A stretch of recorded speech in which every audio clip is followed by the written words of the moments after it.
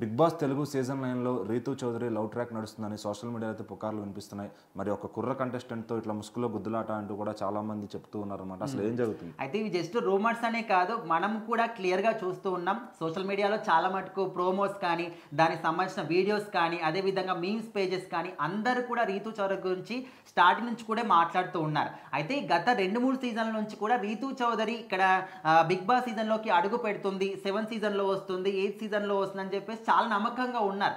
కాకపోతే ఇంకా లాస్ట్కి కంటెస్టెంట్లు వచ్చిన తర్వాత అదేంటి రీతూ చౌదరి రాలేదు అని చెప్పేసి డిసప్పాయింట్ అయిన వాళ్ళు కూడా ఉన్నారు. ఇంకా ఈ సీజన్లో 9th సీజన్లో మాత్రం రీతూ చౌదరి అడుగు పెట్టింది. ఇంకా అప్పటి నుంచి కూడా కుర్రకారులు అందరూ కూడా రీతూ చౌదరి కోసం అయినా కూడా ఈ షో చూడాలి అని ఒక మైండ్ సెట్ కూడా చాలా మంది ఉందన్నమాట. అయితే ఇక్కడ ఫస్ట్ వీక్ అంతా కూడా చాలా బాగానే సరదాగా ఫన్నీగా అదేవిధంగా ఫైటింగ్స్ ఇదంతా కూడా అయిపోయింది.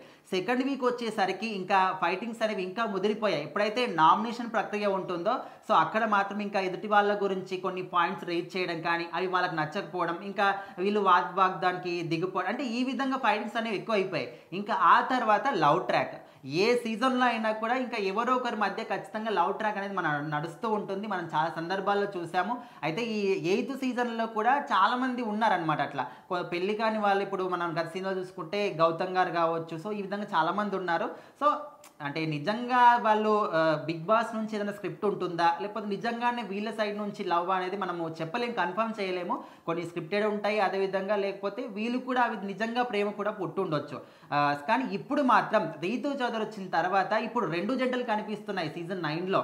అయితే రీతూ చౌదరి డెమన్ పవన్ తోని కొంచెం లవ్ ట్రాక్ నడిపిస్తుంది. మనం చూసాం గొడుగు కింద ఇద్దరు కూర్చోవడం కావచ్చు, అండ్ రీసెంట్గా వచ్చినటువంటి ప్రోమోలో కూడా రీతూ చౌదరి డెమన్ పవన్ కి అన్నం తినిపించడం కావచ్చు, వెనకాల నుంచి ఇమాన్యుయల్ కామెంట్ చేయడం కావచ్చు, మేము నీకు తినిపిస్తుంటే నువ్వు డెమన్ పవన్ కి తినిపిస్తావు అని చెప్పడం. ఇంకోవైపు చూసుకుంటూ ఉంటే మనకు సోల్జర్ పవన్ కళ్యాణ్ గారు ఆయన ప్రియా శెట్టితోని కొంచెం లవ్ ట్రాక్ నడిపిస్తున్నాడు అని చెప్పేసి. సో ఈ విధంగా తనకు బ్లూ కలర్ టీషర్ట్ అంటే ఇష్టం అని చెప్పేసి బ్లూ కలర్ టీషర్ట్ వేసుకొని వచ్చినప్పుడు నచ్చకపోవడం. సో ఈ విధంగా ముసుగులో గుద్దులాట నడుస్తుంది. ఎవరికి వాళ్ళు క్లారిటీ ఇవ్వట్లేదు, కానీ వాళ్ళ మనసు లోపల మాత్రం కొంచెం లవ్ ఫీలింగ్ అయితే బయటికి కనిపిస్తుంది అని చెప్పేసి అందరికి క్లారిటీగా మాత్రం అర్థమైపోయింది. ఏదేమైనప్పటికీ రీతూ చౌదరి గారు మాత్రం ఓన్లీ హౌస్లో ఉన్న వాళ్ళకే కాదు, చాలా మంది ప్రేక్షకులు కుర్రకారులందరూ కూడా రీతూ చౌదరి కోసం మాత్రమే ఈ షో చూస్తున్నామని చెప్పే వాళ్ళు కూడా చాలా మంది ఉన్నారు. ఎందుకంటే తను సోషల్ మీడియా అకౌంట్స్లో కావచ్చు, జబర్దస్త్కి వచ్చినప్పుడు కావచ్చు, ఆ తర్వాత కొన్ని షోస్లో కనిపించి మెరిపించింది. సో తన అందంతోని ఎక్స్పోజింగ్తోని ఎప్పటికప్పుడు సోషల్ మీడియాలో చాలా యాక్టివ్గా ఉంటుంది. తన ఫొటోస్ కూడా చాలా వైరల్ అవుతూ ఉంటాయి.